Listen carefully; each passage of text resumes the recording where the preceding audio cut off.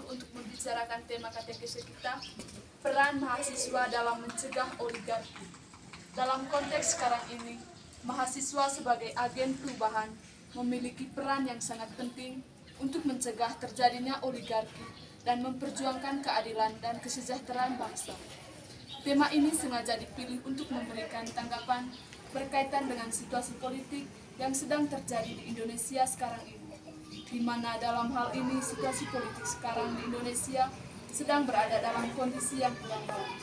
Alasannya karena adanya tindakan dari pihak atau golongan tertentu yang menggunakan kekuasaan untuk kebutuhan kelompok tertentu. Indonesia adalah negara yang menjalankan sistem pemerintahan demokrasi, di mana dalam bagian ini semua warga negara ikut terlibat dalam membentuk seorang pemimpin yang sesuai dengan harapan masyarakat. Akan tetapi dalam kenyataan semua hak itu tidak mendapatkan tempat yang baik.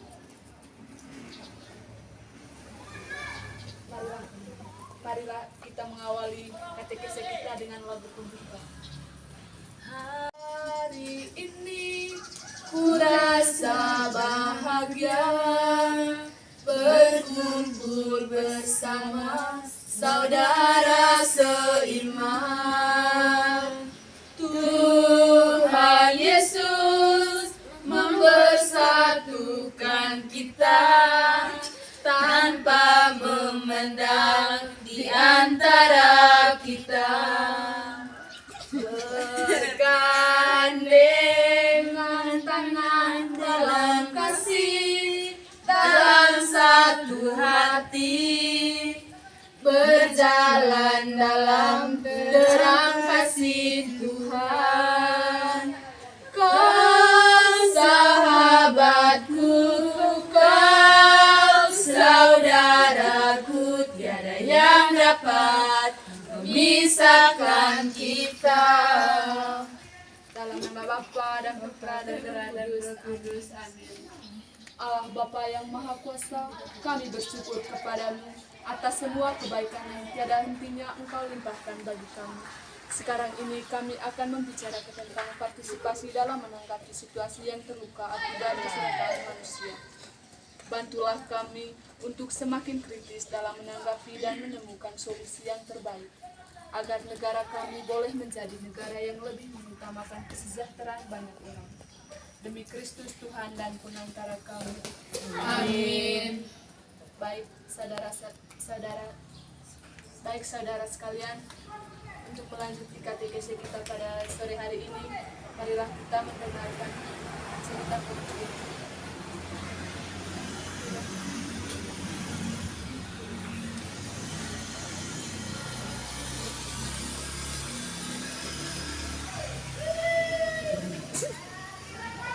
Di suatu desa, hiduplah beberapa anggota keluarga yang sederhana. Mereka hidup dalam suatu daerah yang sangat terpinggirkan. Daerah tempat mereka tinggal sangatlah strategis. Mereka memiliki saluran irigasi yang baik serta memiliki lahan pertanian yang cocok untuk persawahan. Setiap hari, mereka hidup dengan hasil pekerjaan yang mereka peroleh dari kebun. Hal yang cukup memprihatinkan adalah mereka sama sekali kurang mendapatkan perhatian dari pemerintah untuk akses kendaraan masuk. Mereka masih berjalan di atas batu yang cukup membahayakan bagi setiap kendaraan. Karena kurang mendapatkan bantuan dari pemerintah, daerah mereka bisa dikatakan sebagai daerah yang tertinggal. Walaupun mereka dalam kondisi seperti ini, mereka tetap semangat untuk bekerja, bahkan memperjuangkan pendidikan anak mereka agar bisa menyelesaikan sekolah. Menjelang pemilu, mereka selalu dikunjung oleh para paslon, sehingga pada waktu itu mereka menerima uang tunai dengan tujuan supaya mereka bisa memilih paslon tersebut. Setiap menjelang pemilihan, mereka mengalami hal yang sama. Di tengah situasi seperti ini, mereka tetap bangga karena mereka berhasil untuk menyekolahkan anak-anak mereka. Dewi, anak dari Paktinus, adalah seorang mahasiswa yang berhasil meluluskan pendidikan dengan IPK 0,4 dalam yudisium terakhir. Tidak hanya berprestasi, tetapi Dewi selalu memiliki jiwa juang yang tinggi untuk membantah setiap pejabat pemerintahan yang memberikan janji palsu kepada orang tua dan keluarganya di kampung. Akan tetapi, Dewi selalu memberikan kesadaran kepada umat akan pentingnya demokrasi yang terhindar dari kaum oligarki. Akhirnya, berkat komitmen yang dibuatnya itu, Dewi berhasil diangkat untuk menjadi ibu kades dalam kampungnya. Setelah Dewi menerima jabatan itu, dia berusaha untuk mengabdikan dirinya dengan tulus walaupun dalam ijazahnya memiliki nilai yang bagus dan memiliki peluang besar untuk mengajar di sekolah terkenal. Dewi lebih memilih untuk mengabdikan dirinya untuk kesejahteraan masyarakat yang tertindas. Dalam katekese kita pada sore hari ini ada beberapa pertanyaan. Yang pertama, apa permasalahan yang terjadi di dalam kampungnya Dewi?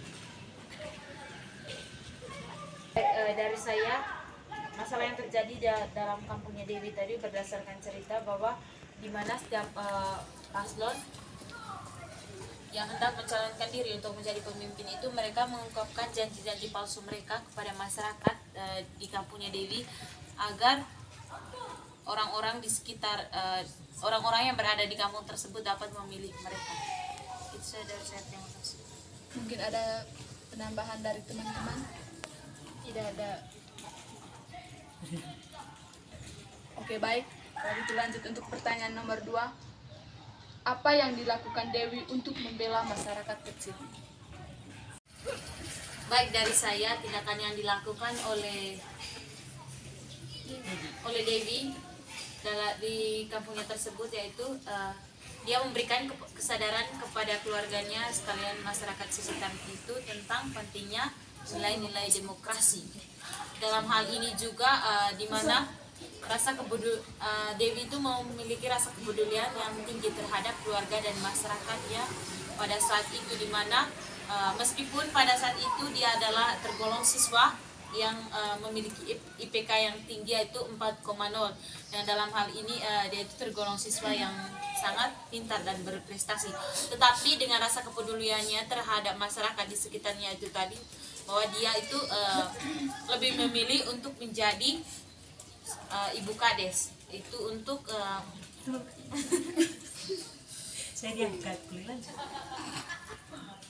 ini Dewi mencalonkan diri untuk menjadi kepala desa demi kesejahteraan kampungnya tersebut.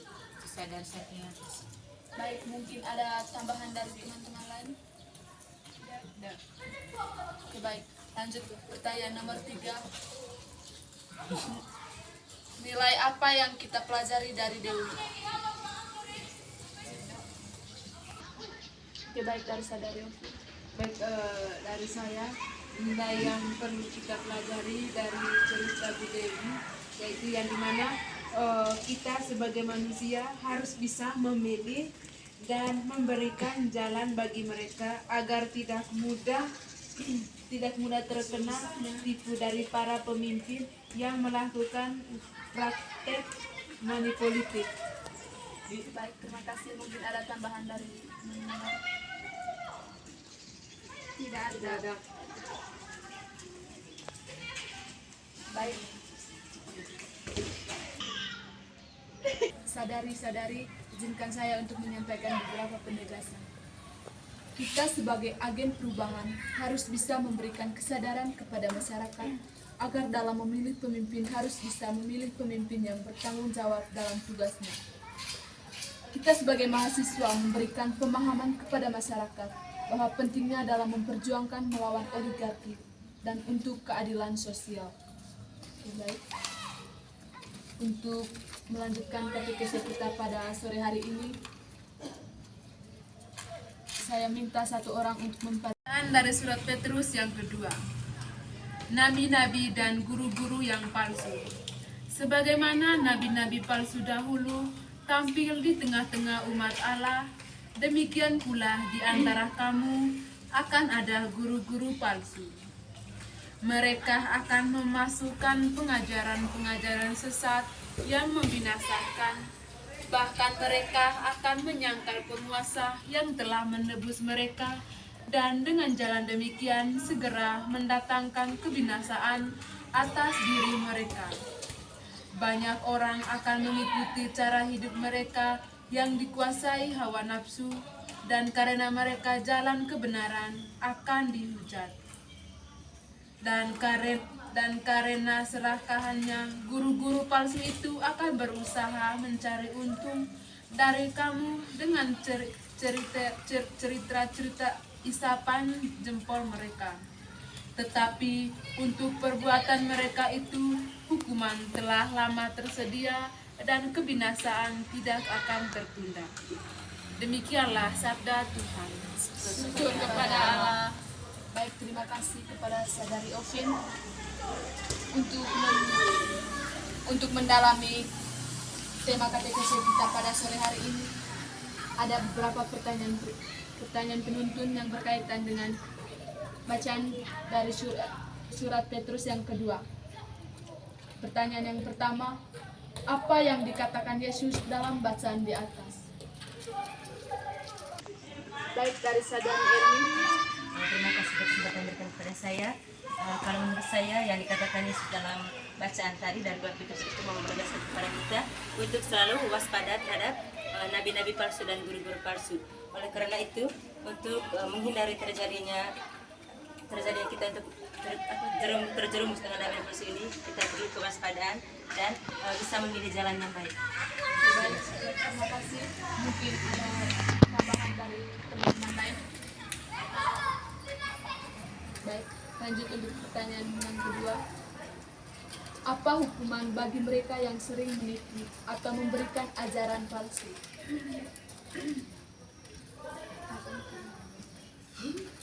Oke, baik, dari Saudari Ovin. Baik, dari saya, hukuman bagi mereka yang memberikan ajaran palsu yaitu mereka akan mendapatkan kebinasaan dalam hidup mereka, dan sebagaimana suatu konsep tentang keselamatan eskatologis bahwa di dunia ini mereka senang, tetapi dalam penghakiman terakhir mereka akan dicampakkan ke dalam neraka. Baik, terima kasih. Mungkin ada tambahan dari teman-teman lain.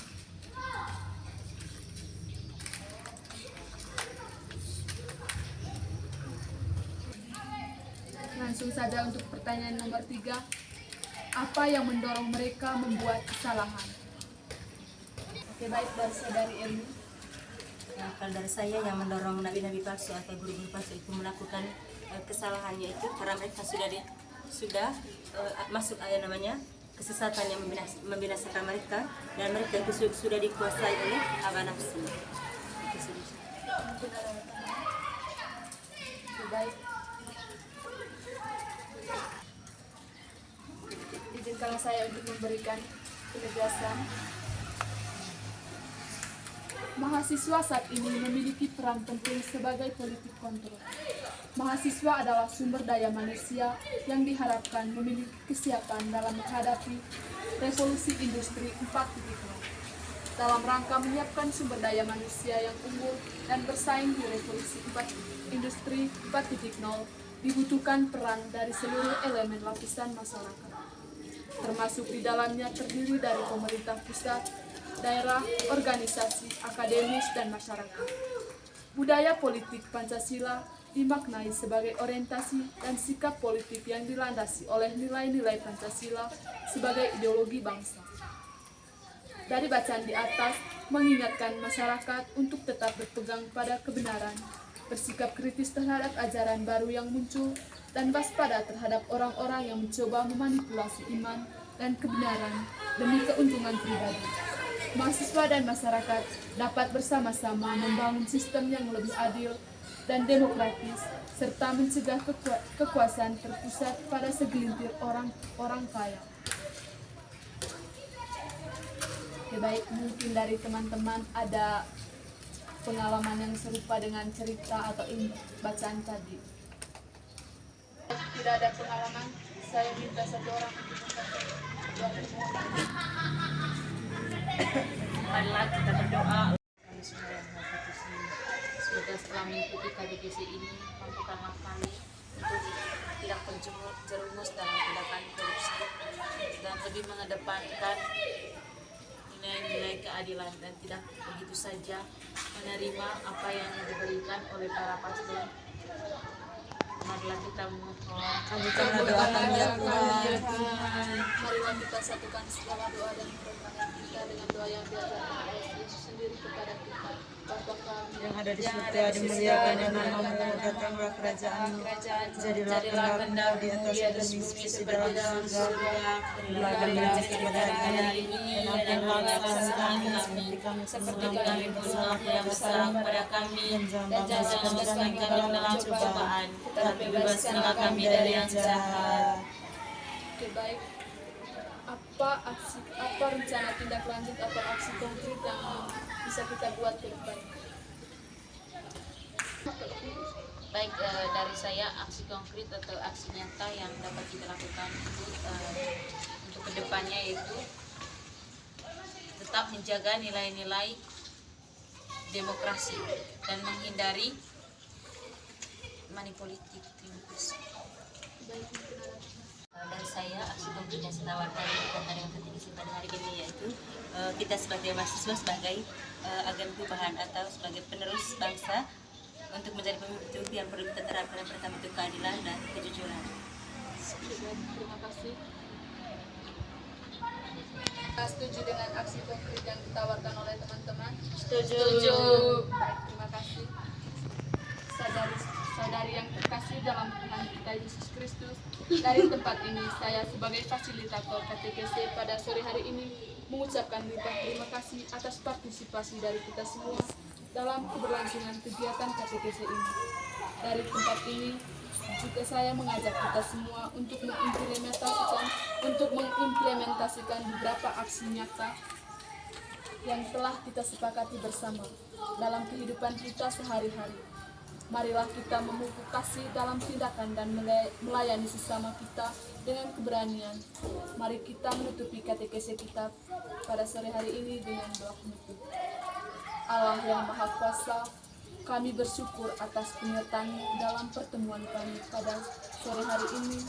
Kiranya Engkau tetap menuntun dan membimbing kami dalam menjalankan tugas dan pelayanan kami, terutama bagi mereka yang terpinggirkan. Berikanlah juga kebijaksanaan bagi mereka yang memegang kekuasaan dalam negara kami, agar mereka boleh mengutamakan kepentingan umum dan kesejahteraan semua orang. Demi Kristus Tuhan dan pengantara kami. Amin.